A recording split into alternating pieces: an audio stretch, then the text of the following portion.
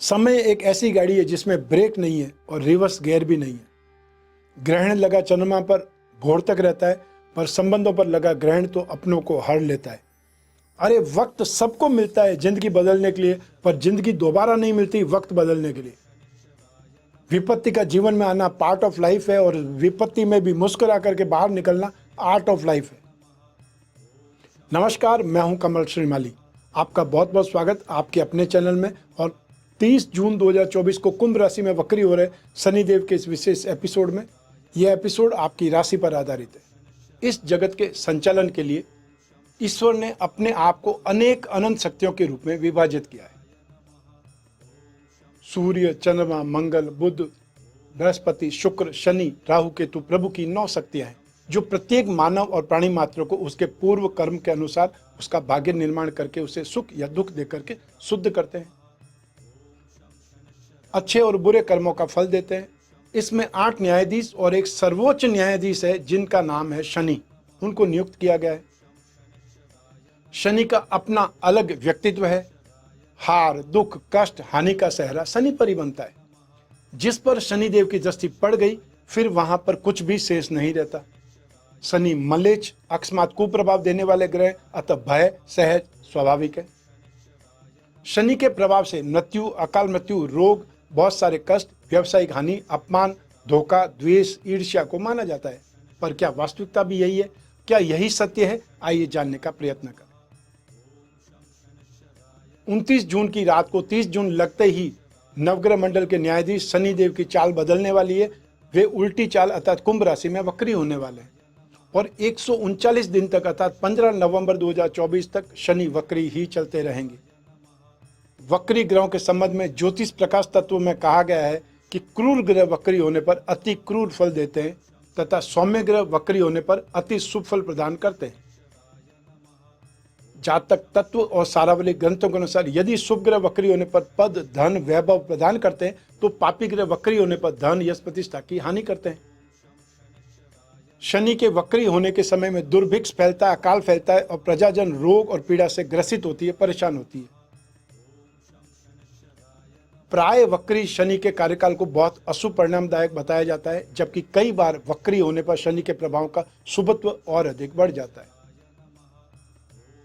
इस अवधि में जातक को वही फल प्राप्त होते हैं जिनका वह अधिकारी होता है। आइए देखते हैं कि आपकी राशि को शनिदेव वक्र गति से क्या प्रदान करने वाले हैं। आपकी कुंभ राशि के स्वामी ग्रह स्वयं शनिदेव है। आपको शनि की षाढ़सादी का सेकंड फेज अर्थात मिडिल जो भाग होता है वो चल रहा है।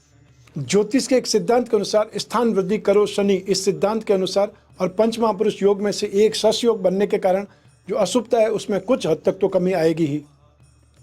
कुंभ राशि में स्थित वक्री शनि अपनी तीसरी दृष्टि से पराक्रम भाव 3rd हाउस को, 7वीं दृष्टि से दाम्पत्य सुख भाव 7th हाउस को, और 10वीं दृष्टि से जो 10th भाव कर्म भाव को दृष्टिपात करके प्रभावित करेंगे।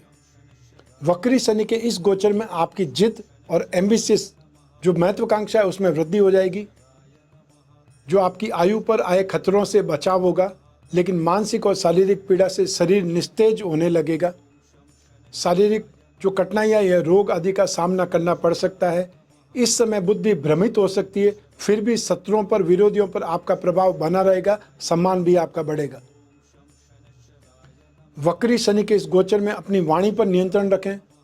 परिवार में कुछ परेशानियों का सामना करना पड़ सकता है, और पैसा बचाने के लिए, अपनी पूंजी बचाने के लिए अधिक आपको एफर्ट करने पड़ेंगे। बेवजह मानसिक परेशानी हो सकती है।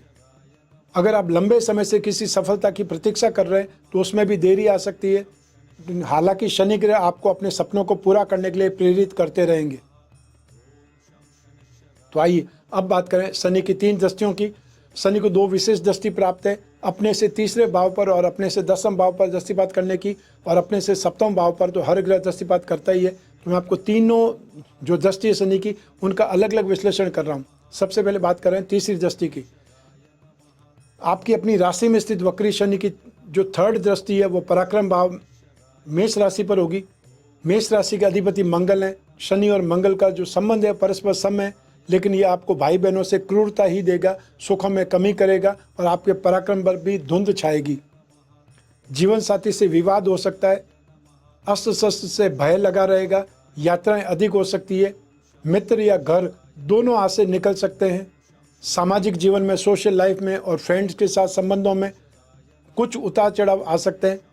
सच्चे मित्रों की इसी समय पे पहचान होगी और संबंध मजबूत होंगे। समय रहते आपको संभलना चाहिए। तो आइए अब बात करें शनि की सप्तम दृष्टि की। सप्तम भाव पर वक्री शनि की सप्तम दृष्टि सिंह राशि पर होगी। सिंह राशि के स्वामी ग्रह सूर्य हैं। शनि और सूर्य नैसर्गिक शत्रु हैं, इसलिए वक्री शनि के गोचर में दाम्पत्य सुख कुछ कम परेशानियों के साथ में ही मिलेगा। विवाद, मनमुटाव ज़्यादा दिखाई देगा। दैनिक व्यवसाय में कुछ गिरावट दिखाई देगी। अपनी मेहनत का फल बहुत कम मिल पाएगा। आर्थिक स्थिति को संभालना पड़ेगा और विवाह सुख में अड़चनें आएंगी, देरी होगी। आइए अब बात करें शनि की दसम दृष्टि की। तो कुंभ राशि में स्थित वक्री शनि की दसम दृष्टि आपके कर्म भाव पर वृश्चिक राशि पर होगी। वृश्चिक राशि का स्वामी ग्रह मंगल। शनि और मंगल दोनों परस्पर सम होते हैं, अतः आपको अब पिता से सुख और सहयोग की आशा बढ़ेगी। नौकरी या व्यवसाय में सुख, सहयोग, मान सम्मान, प्रतिष्ठा और लाभ की मात्रा, प्रॉफिट के रेशियो में वृद्धि होगी। सभी कार्यों में अब सफलता की उम्मीदें बढ़ेगी, लेकिन ध्यान रखें कि गैर कानूनी लोगों को अपमान के साथ में बंधन योग का भय भी लगा रहेगा। आइए अब बात करें शनि के उपायों की। शनि यंत्र की अंगूठी या शनि यंत्र का पेंडल बना करके धारण कर सकते हैं। शनि पिरामिड या नवग्रह दोष निवारक पिरामिड अपने शयन कक्ष में जहाँ आप सोते हैं वहाँ पर उस रूम में रख सकते हैं। इससे माइंड, बॉडी और सोल ये सभी ट्यून अप होंगे, अर्थात आप अपनी लाइफ में जो नेगेटिविटी होती है उसको एक प्रकार से अवॉइड करने का काम कर सकते हैं। आप थेरेपी दी जा सकती है और बेडरूम में आदमी 4-5 घंटे के लिए तो मिलता ही है। तो ये पिरामिड रखने से काफ़ी ज़्यादा शनि के कुप्रभाव से आपको राहत मिल सकती है, अर्थात आपकी शरीर पर, आपके मन पर उनका प्रभाव कम होगा, या वो प्रभाव जो भी है वो प्रभाव शोक लेगा। पिरामिड या कॉस्मिक एनर्जी से वो हिल हो जाएगा। शनि के एकाक्षरी बीज मंत्र का जाप करें। वो मंत्र है ओम सम शनिश्चराय नमः। और या फिर शनि का तांत्रिक मंत्र है, उसका जाप करें ओम प्राम प्रीम प्रौम सह शनये नमः। जो माँ गायत्री के उपासक हैं वे शनि का गायत्री मंत्र का जाप कर सकते हैं। ओम भग भवाय विद्महे नत्यु पुरुषाय धीमहि तन्नो शनि ही प्रचोदयात्। शनि दोष निवारण में नित्य पारद शिवलिंग पर जल चढ़ाना, मां मृत्युंजय मंत्र का जाप करना भी बहुत ज़्यादा शुभ रहता है। जो धारण कर सकते हैं उन्हें पारद माला धारण करनी चाहिए विशेष मानसिक शांति के लिए। और इसके अलावा आपको हर शनिवार को काले रंग की वस्तुओं का दान देना चाहिए। दान में आप काला कपड़ा, काला जूता, काली छतरी, काला कंबल और या उड़द की दाल और या फिर तिल या तिल का तेल, बैंगन की सब्जी या चने की सब्जी, कोई न कोई पूरी के साथ में पैकेट बना करके अपंग होते हैं, गरीब होते हैं, ज़रूरतमंद होते हैं, उन्हें आप बांट सकते हैं। जो कवच धारण करना चाहते हैं वह शनि साढ़े दोष निवारण कवच या शनि शांति कवच धारण कर सकते हैं, उससे भी काफ़ी राहत मिलेगी। यथासंभव जितना भी हो सके आपको शनि शांति के उपाय जरूर करने चाहिए जिन लोगों को भी शनि को प्रभाव देने वाला है। तो ये था शनि का वक्री फल।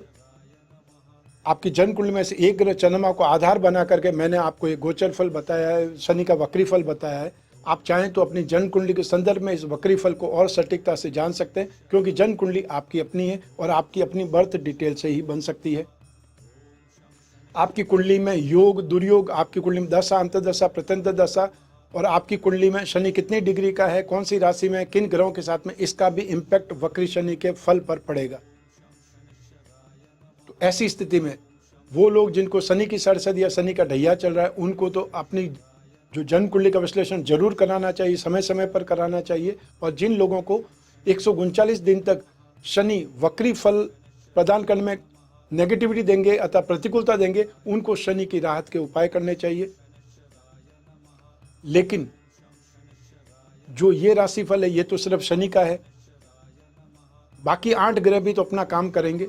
तो ऐसी स्थिति में जब जीवन में समस्याएं ज़्यादा हो, भविष्य में झांकना हो, कोई बहुत बड़ा डिसीजन लेना हो और वो डिसीजन आपके कैरियर से रिलेटेड हो सकता है, विवाह से संबंधित हो सकता है, पेरेंटल प्रॉपर्टी से संबंधित हो सकता है, और आप जॉब करें या बिजनेस करें उससे संबंधित हो सकता है, आप कोई लोन लेना चाहते हैं उससे संबंधित हो सकता है, आपको बिजनेस करना है, पार्टनरशिप में करना है या नहीं करना है, आपको ये विवेचना चाहिए, या ये बोल सकते हैं कि आपको कॉन्फिडेंस जो चाहिए उसके लिए अपनी जन्म कुंडली का विश्लेषण कराना चाहिए। स्क्रीन पर दिए हुए नंबर पर संपर्क करके अपॉइंटमेंट फिक्स कर सकते हैं या व्हाट्सएप नंबर पर मैसेज ड्रॉप कर सकते हैं। हमारे टीम मेंबर्स आपसे संपर्क करके अपॉइंटमेंट प्रदान करेंगे और बात कराने तक जिम्मेदार रहेंगे। और जो भी उपाय होंगे वो आपको लिखित के रूप में व्हाट्सएप के माध्यम से या ईमेल के माध्यम से आपको प्राप्त होंगे। आप कोई भी कंट्री में रहते हो, कोई भी शहर में रहते हो और कोई भी गांव में रहते हो, आपके पास सिर्फ अपना फ़ोन होना चाहिए। आप अपने मोबाइल फ़ोन से वीडियो कॉन्फ्रेंसिंग के जरिए या आप चाहें तो कंसल्टेंसी के जरिए, टेलीफोनिक कंसल्टेंसी के जरिए संपर्क कर सकते हैं, जिज्ञासा अपनी शांत कर सकते हैं, जो समस्या है उनके बारे में बात कर सकते हैं। आप और मैं ही बात करेंगे, बीच में तीसरा कोई भी नहीं होगा। ऐसी स्थिति में जो भी पर्सनल प्रॉब्लम है उस पर भी डिस्कस किया जा सकता है। आप और मैं आराम से बात करेंगे, बीच में कोई भी ऐसा डिस्टर्बेंस नहीं होगा और जो जिज्ञासा है वो शांत करना जरूरी है। मैं हमेशा कामना करता हूं कि आप स्वस्थ रहें, प्रसन्न रहें और सुरक्षित रहें। अपना और अपने परिवार का बहुत बहुत ख्याल रखें। आप सभी को मेरा नमस्कार, बहुत बहुत शुभकामनाएं। ईश्वर आपकी रक्षा करे। धन्यवाद।